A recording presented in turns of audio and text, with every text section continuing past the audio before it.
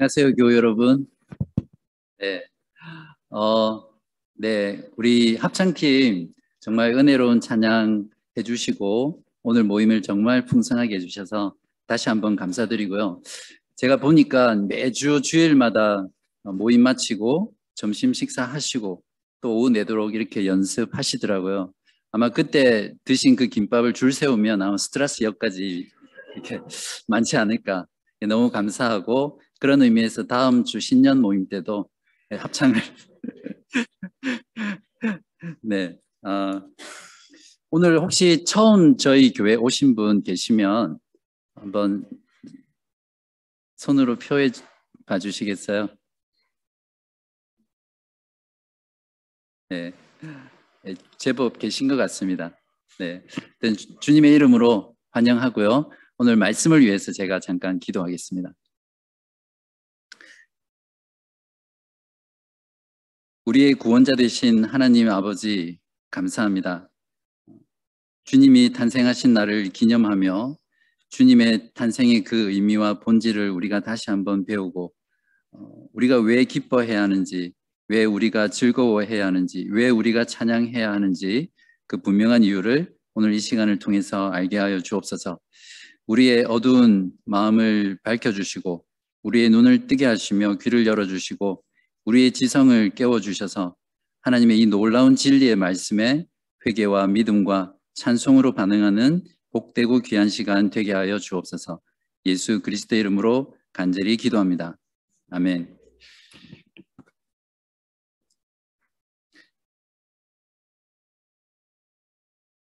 네, 어른이 되면서 잃어버리는 것 중에 하나가 신비감이라는 겁니다. 영어로는 sense of mystery 이렇게 표현할 수도 있고 또 하나는 sense of wonders 이렇게 표현할 수 있을 겁니다. 어린아이들은 어릴 때 무엇을 봐도 놀라고 또 호기심을 느끼고 또 이렇게 신비감을 느끼죠. 하늘의 별을 봐도 그렇고요. 또 흙 위에 기어다니는 개미를 봐도 그렇습니다.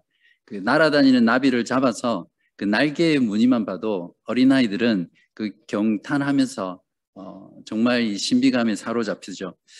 그러다가 어른이 되면서 점점 어른들은 많은 것들에 식상해져 갑니다. 마치 굳어져 버린 시멘트 바닥처럼 웬만해서는 그런 경외감이나 또 신비감 같은 걸 잘 못 느끼죠. 무엇이 되었든지 간에 여러분이 가장 마지막으로 어떤 신비감을 느꼈던 경험했던 그런 순간이 언제이십니까? 한번 생각해 보십시오. 저는 최근에 이러한 신비감을 조금 느낀 적이 있었거든요. 저희 교회는 매년 9월마다 우리 교회 모든 목회자들과 스태프들이 블루마운틴으로 수련회를 갑니다. 그래서 이번 9월에도 이제 수련회를 갔었는데 이제 아침에 좀 일찍 일어나서 혼자 운동하러 이렇게 그 세자매봉이 있는 곳으로 갔었거든요. 사진을 한번 보여주시겠어요? 네, 사진 잘 보이시죠? 저는 아침에 저 광경을 보고 마치 밤새도록 눈이 내려서 그 모든 계곡에 다 쌓여 있는 그런 것처럼 이렇게 착각이 될 정도로 너무나 아름다운 모습이었거든요. 그때 정말 오랜만에 와, 정말 멋있다.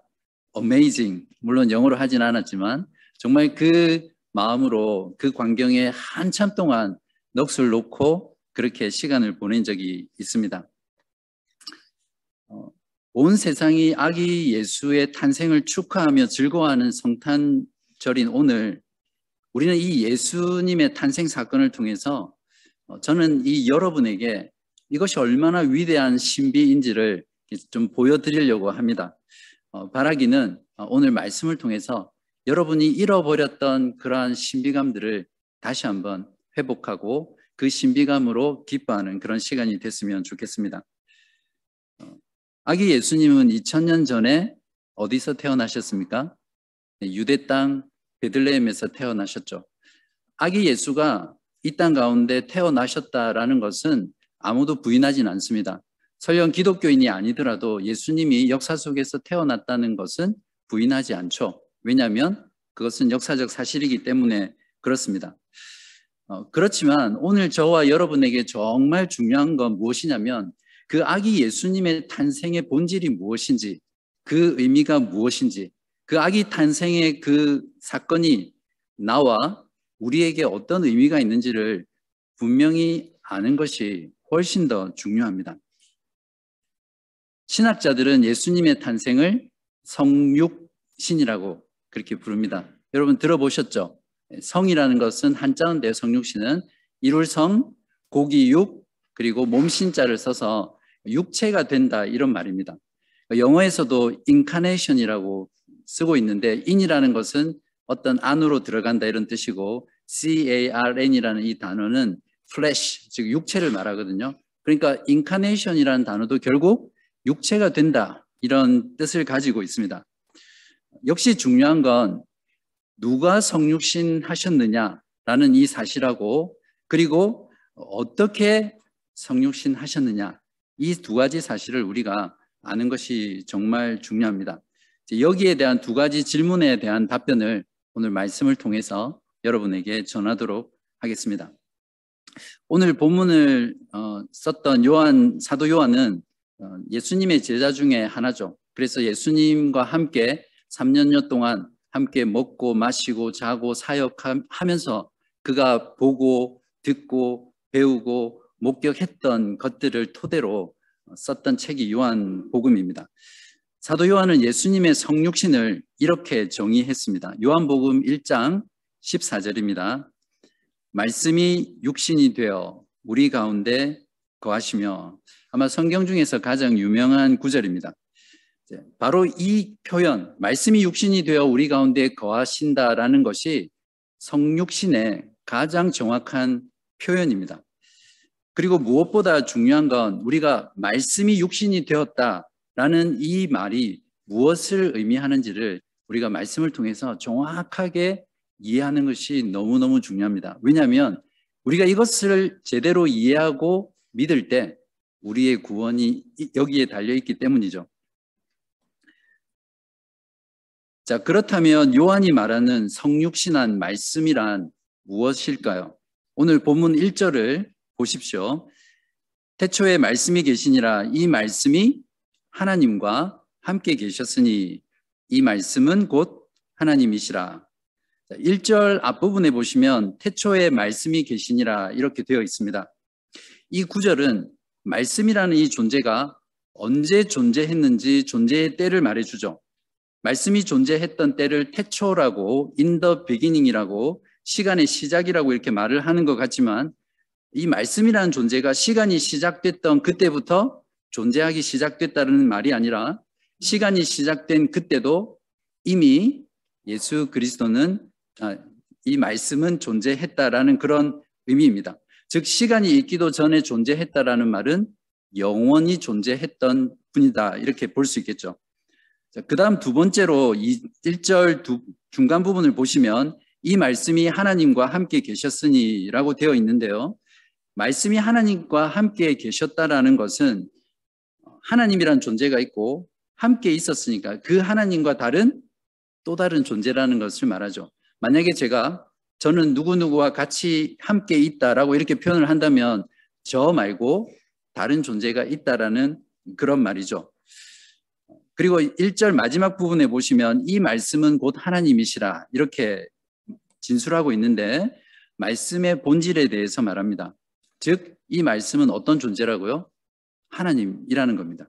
말씀이라는 단어로 로고스라는 단어로 표현했지만 이 말씀은 영원전부터 계셨던 하나님이고 또 하나님과는 또 다른 하나님이고 또한 말씀이신 하나님 그분이다라는 것을 사도 요한은 1절에서 잘 말해주고 있습니다. 3절 앞부분을 보시면 만물이 그로 말미암아 지은 바 되었으니 라고 하면서 이 하나님을 어떻게 표현합니까? 이 말씀을 어떻게 표현합니까? 그로 말미암아 지어졌다라는 말은 모든 세상 만물의 창조가 이 말씀을 매개체로 해서 창조되었다 이런 말이죠. 우리도 마찬가지입니다. 무언가를 만들려면 먼저 우리가 머릿속에서 계획하고 생각한 뒤에 그걸 디자인하잖아요. 그리고 그 디자인한 것을 토대로 어떤 재료도 사고 또 도구를 사용해서 어떤 만드는 작업을 통해서 무언가를 만들어냅니다. 그래서 하나님께서 천지를 창조하신 그 창조의 역사는 말씀이라는 이 존재, 이걸 매개체로 해서 창조했다는 겁니다. 즉, 이 말씀이라는 존재는 창조의 매개체다. 이렇게 이해하시면 됩니다. 3절 뒷부분을 보시면 지은 것이 하나도 그가 없이는 된 것이 없다라고 했으니까 모든 존재하는 창조물들이 이 말씀이라는 존재에 의해서 지어졌으니까 이 말씀이라는 존재는 어떤 존재입니까? 창조주라는 것을 말해주고 있습니다. 창세기 1장에 보시면 오늘 구약 성경 봉독 본문이었는데요. 하나님이 천지를 창조하셨다고 말씀하면서 창조의 하나님이 한 분이시지만 또한 서로 다른 세 분이라는 걸 이 말씀에서 보여줍니다. 여러분 들으시면서 그걸 발견하셨는지 모르겠는데 이렇습니다. 태초에 하나님이 천지를 창조하시니라. 땅이 혼돈하고 공허하며 흑암이 깊음 위에 있고 하나님의 영은 수면 위에 운행하시니라. 하나님이 이르시되 빛이 있으라 하시니 빛이 있었고, 여기서 태초에 하나님이 천지를 창조한다고 할 때 이 하나님은 한 분 하나님을 가리킵니다. 그리고 조금 뒤에 보면 하나님의 영은 수면 위에 운행한다고 했을 때 이 하나님의 영은 또 다른 하나님의 영에 해당하는 어떤 존재입니다. 그리고 이 하나님이 말씀하시잖아요. 그래서 이 말씀하시는 하나님이 있고 그 다음에 어떤 말씀을 하세요? 빛이 있으라 했을 때 그 빛이 있으라는 그거는 무엇입니까? 무엇이죠? 말씀. 즉 말씀하시는 하나님이 있고 그 말씀인 하나님이 있고 하나님의 영인 하나님, 이렇게 세 존재가 있습니다. 즉 자세히 보시면 한 분 하나님이 창조주이신데 그 창조주는 하나님의 영, 말씀하시는 하나님, 말씀이신 하나님, 이렇게 세 하나님이 존재합니다. 제가 왜 이걸 강조하면서 말씀을 드리냐면 우리가 그냥 하나님 믿고 예수님 믿으면 구원받는다, 그것이 아니라 어떤 하나님을 믿고 어떤 예수님을 믿는가가 우리의 구원을 결정하기 때문에 비록 오늘 여러분들이 처음 나오셨다 하더라도 기독교의 가장 분명하고 성경적인 진리를 여러분에게 제가 선포하고 있는 것입니다. 자, 이것을 기독교에서는 뭐라고 부르죠?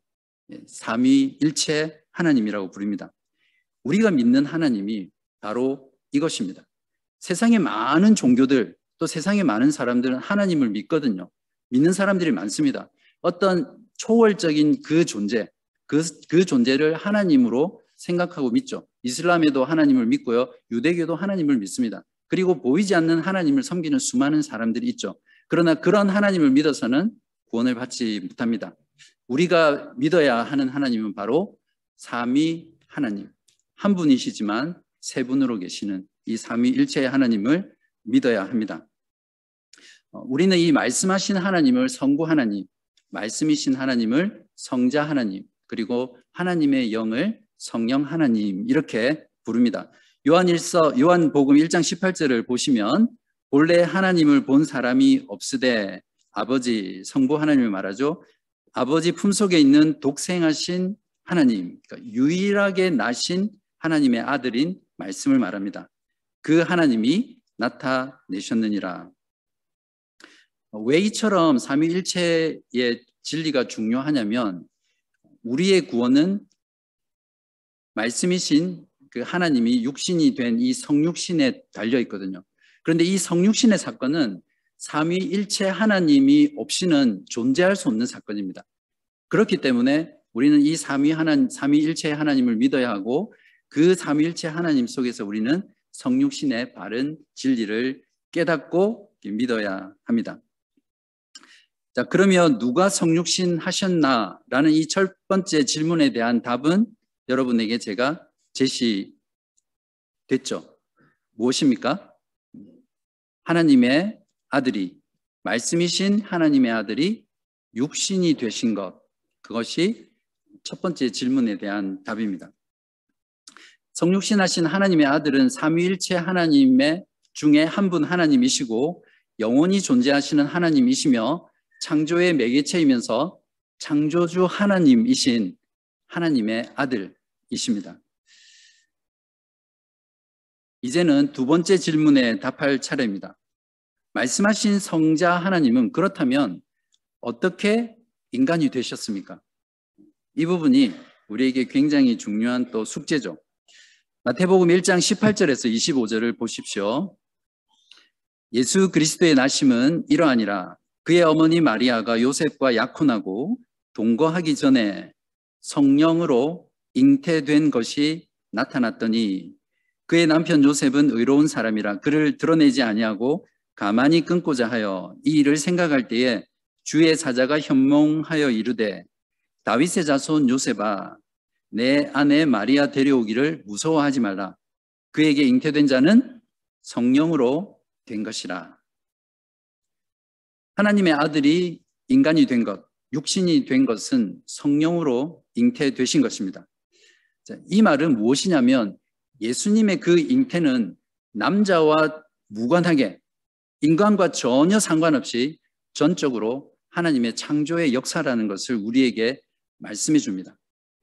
인간의 생식과는 무관하게 잉태되셨기 때문에 타락한 인간의 그 죄된 본성에는 전혀 영향을 받지 않으시고 어떻게 해요? 죄 없으신 인간으로 태어나셨습니다. 이것을 다르게 말하면 주님의 신성이 어머니가 없었던 것처럼 주님의 인성에는 아버지가 없었다. 다시 한번 할까요? 잘 생각해 보십시오. 주님의 신성에는 어머니가 없었고 주님의 인성에는 아버지가 없었다. 이것이 성령으로 잉태됐다라는 이 사도 요한의 진술, 또 마태복음의 진술이 말하는 바입니다.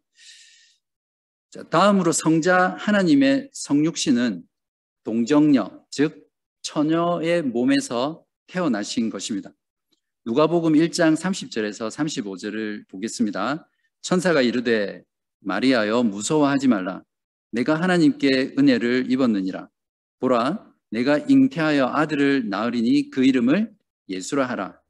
그가 큰 자가 되고 지극히 높으신 이의 아들이라 일컬어질 것이요 주 하나님께서 그 조상 다윗의 왕위를 그에게 주시리니 영원히 야곱의 집을 왕으로 다스릴 것이며 그 나라가 무궁하리라.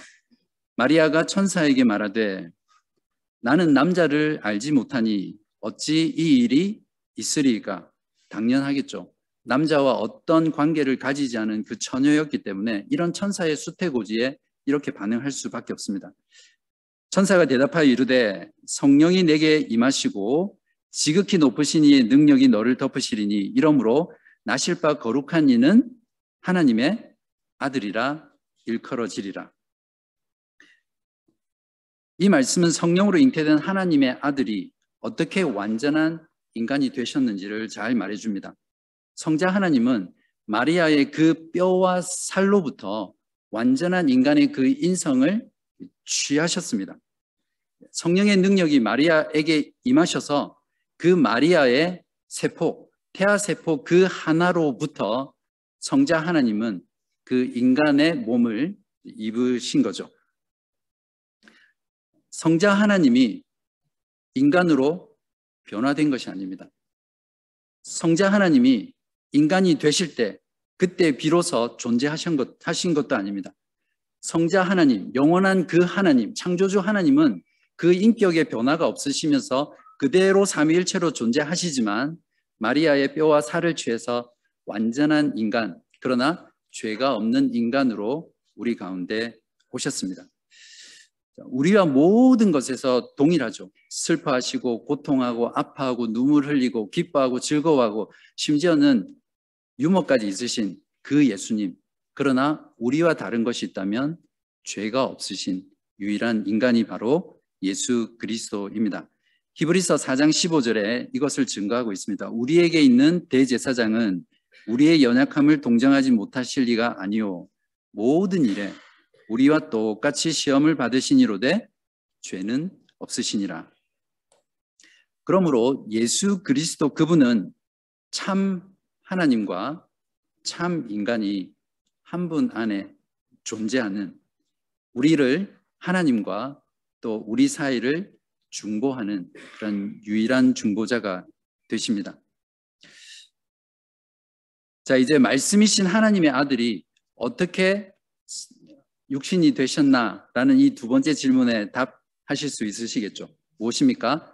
하나님의 아들이 인간이 된 것은 성령으로 잉태된 전적인 하나님의 역사이고 또 죄가 없이 탄생하신 성육신이다. 그리고 그 아들은 동정녀 마리아에게서 나셔서 완전한 인성을 취하신 분이시다. 이렇게 답을 할 수 있어야 하겠습니다. 자, 그렇다면 말씀이신 하나님의 아들이 마리아의 몸을 통해 인간이 되신 그 궁극적인 목적은 무엇입니까? 왜 그렇게 하셔야 했습니까? 마가복음 10장 45절에 예수님이 이 세상에 오신 분명한 목적이 진술되어 있습니다. 인자가 온 것은 섬김을 받으려 함이 아니라 도리어 섬기려 하고 자기 목숨을 많은 사람의 대속물로 주려 함이니라. 무엇이죠? 죄인을 구원하시기 위해서 하나님이 인간이 되셨습니다. 우리의 죄값에 대한 그 죄를 대신 지고 그 죄값의 형벌인 죽음을 대신 받고 죽을 수 있는 유일한 중보자는 죄가 없는 인간이셔야 하죠. 그리고 그 죽음, 그 피해 값은 어떤 한 사람만의 죄가 아니라 그 사람의 과거, 현재, 미래, 그리고 모든 시대, 모든 장소에 있는 그 죄인들의 죄를 다 죄값을 치를 수 있을 만큼 그 피해 가치가 무한한 분이셔야 하잖아요. 그래서 예수 그리스도 그분만이 참 하나님이 참 인간이 되신 그분만이 우리를 죄에서 구원하실 수 있는 유일한 구원자, 유일한 중보자가 되십니다. 자, 그렇다면 우리는 어떻게 예수님께서 성육신하신 이 사건이 나의 구원을 위한 것이 될 수 있습니까? 요한복음 1장 12절을 다시 보시기 바랍니다. 영접하는 자, 곧 그 이름을 믿는 자들에게는 하나님의 자녀가 되는 권세를 주셨으니, 여기서 영접한다는 것은 성육신 하신 예수 그리스도의 이름을 믿는 것이라고 말합니다. 예수 그리스도의 이름을 믿는다는 것은 예수 그리스도 그 이름을 그냥 나는 알고 믿는다 이것이 아니라 예수 그리스도를 내 삶의 전부, 내 마음과 영혼과 내 몸 전체를 그분께 드리고 그분에게 전적으로 의지하며 모든 것들을 맡겨드린다는 절대 복종, 절대 순종, 완전한 굴복을 이야기합니다. 이것이 예수 그리스도를 내 마음에 모시고 영접한다는 그 의미입니다. 성경은 분명히 말합니다. 예수 그리스도를 믿음으로 영접하는 자에게는 어떤 권세를 주신다고요? 하나님의 자녀가 되는 권세를 주신다고 약속하셨습니다. 권세를 주신다는 것은 곧 하나님의 아들로 우리를 입양한다는 말씀이죠.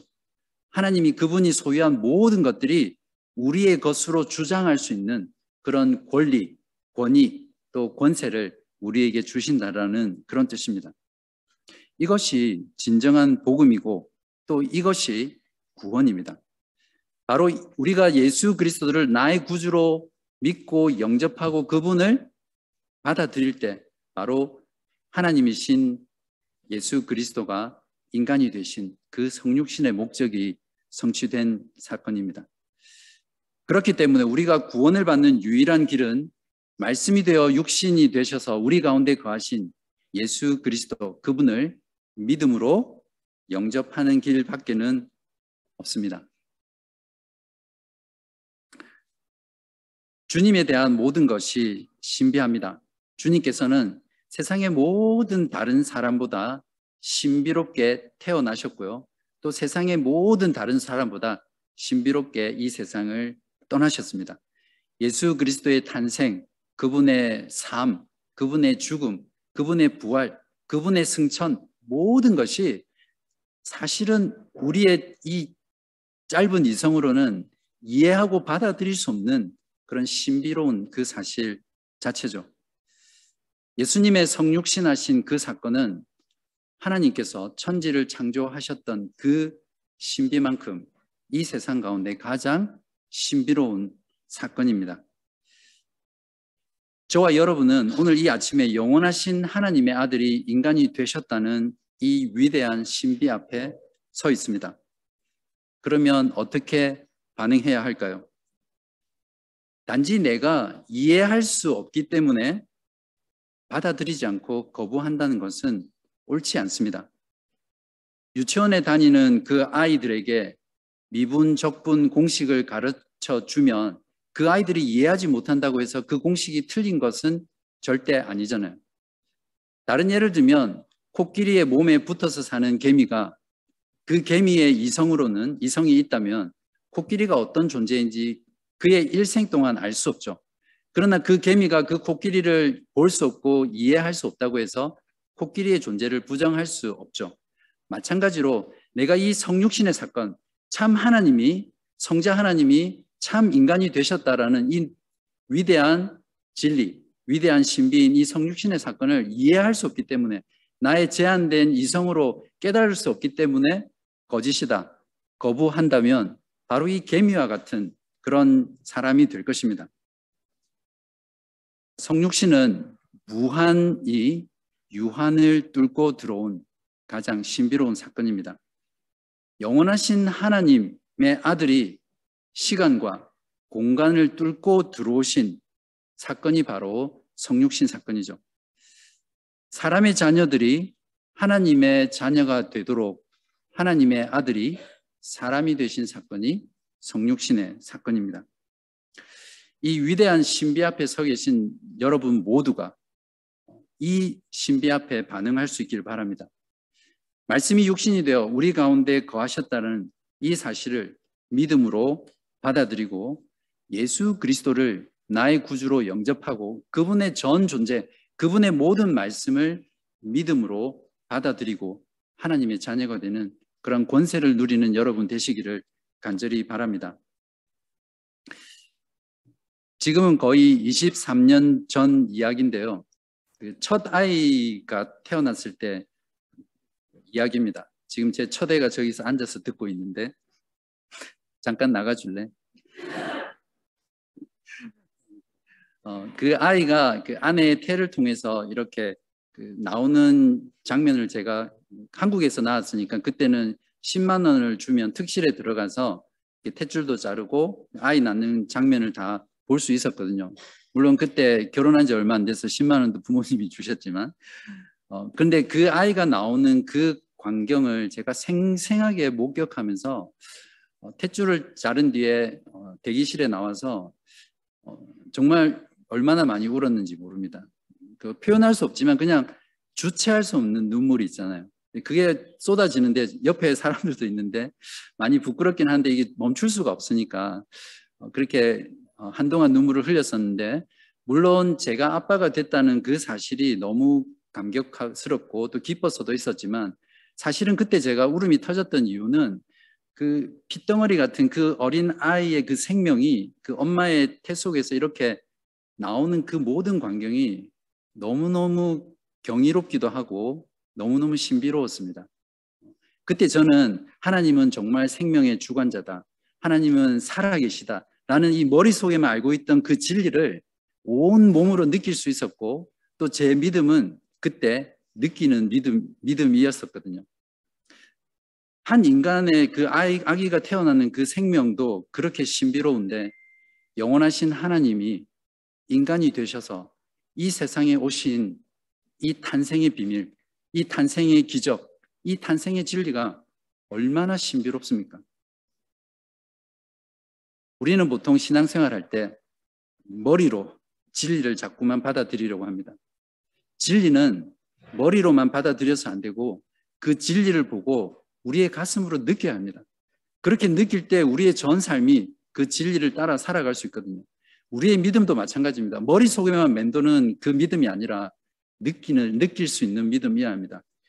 신자로서 또 모든 인간 존재로서 진정으로 가장 추구하고 또 경험해야 될 게 무엇이냐면 하나님의 이 진리의 말씀을 내가 묵상하고 읽고 들을 때 그 진리 때문에 몸이 떨리고 흥분되고 전율하고 또 그 진리를 통해 그 말씀을 통해서 경험하는 하나님, 깨닫게 되는 그 하나님의 신비감을 느끼면서 하는 어떤 그런 경험들이 신자가 가진 최고의 경험입니다.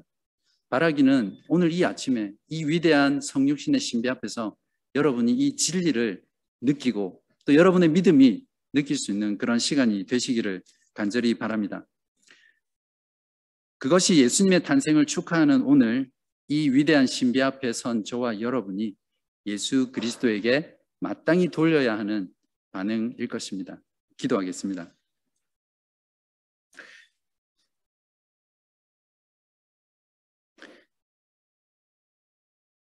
하나님 아버지 감사합니다. 오늘 이 아침에 예수 그리스도의 성육신의 사건을 통해서 하나님의 그 놀라움과 하나님의 그 무한함과 하나님의 크신 자비와 은혜를 다시 한번 기억하게 해주셔서 감사합니다. 우리의 제한된 이성과 경험으로는 도무지 알 수 없는 이 무한한 진리를 예수 그리스도를 믿는 믿음을 주셔서 알게 하시고 참된 진리와 또 영원한 삶에 대해서 깨닫고 반응할 수 있는 그러한 은혜 주셔서 감사합니다. 예수 그리스도의 탄생을 기념하며 모인 저희들이 예수님의 이 탄생에 대해서 온전하게 알고 깨닫게 하여 주시고 왜 예수 그리스도께서 참된 하나님의 아들이신 그분이 육신이 되어 우리 가운데 거하셨는지 그 이유를 분명히 알게 하셔서 예수 그리스도를 나의 구주로 영접하고 하나님의 자녀가 되는 그런 놀라운 권세를 여기에 모인 모두가 경험하고 또 확신하는 그런 시간 되게 하여 주옵소서. 이 놀라운 진리, 이 놀라운 신비를 알지 못하는 세상에 있는 많은 사람들을 긍휼히 여겨주시고 그들에게도 이 복된 소식, 이 복된 성육신의 사건의 진리들을 증거되게 하여 주시고 그들이 믿음으로 이 놀라운 진리에 반응할 수 있도록 도와주옵소서. 하나님 아버지, 성탄절일수록 더 외롭고 또 더 아프며 더 소외되는 많은 사람들이 있습니다. 하나님께서 그들을 돌봐주시고 그들과 함께 해주시고 무엇보다 이 생명의 말씀으로 그들에게 찾아가 주셔서 그들에게 영원한 소망, 참된 기쁨과 즐거움과 안식을 허락하여 주옵소서. 오늘도 우리 가운데 말씀하신 주님께 감사와 찬송을 드리며 예수 그리스도의 이름으로 기도하옵나이다. 아멘.